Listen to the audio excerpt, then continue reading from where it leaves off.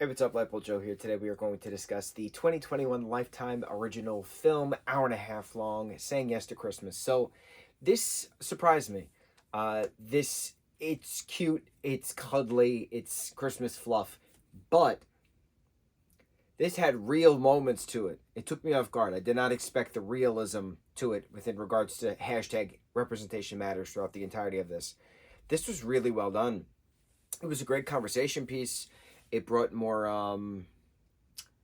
it brought in a lot of Japanese traditions with regards to Christmas, family culture, stuff like that.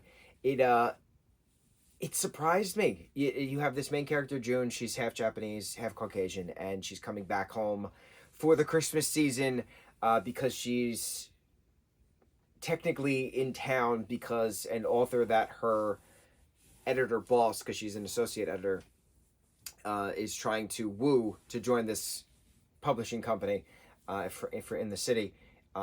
Happens to be vacationing at the hometown of June. So June goes there and says, "Hey, why don't you try this place and why don't you try that place?" But June is trying to figure some stuff out because she wants this position within this company because it's going to open up a lot of doors for her, and then she can be the change when she's finally gets the seat at the table, kind of a thing.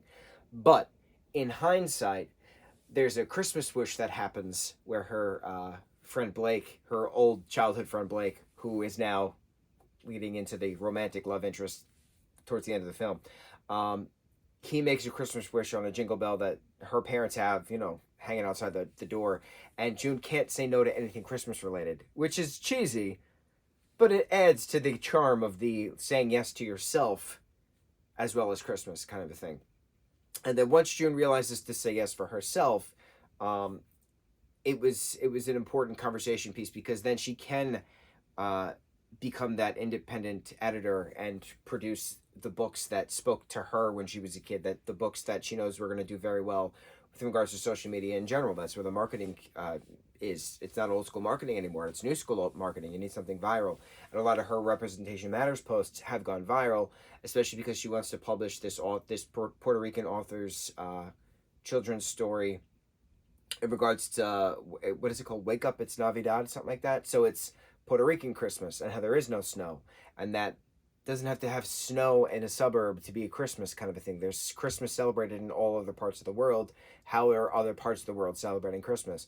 And that was the cool part about it, to say yes, to be able to bring some chairs to the table so that way other people can get a seat. But sometimes you got to step away from that original table and make your own table, chop the tree down and build it yourself, and then bring bring some chairs over for others to sit at the table. So it was neat. It was a good social commentary. It was a good social conversation. It was a good it wasn't politics. It was just representation matters. That it's nothing is black and white anymore. There's various shades of gray within regards to representation.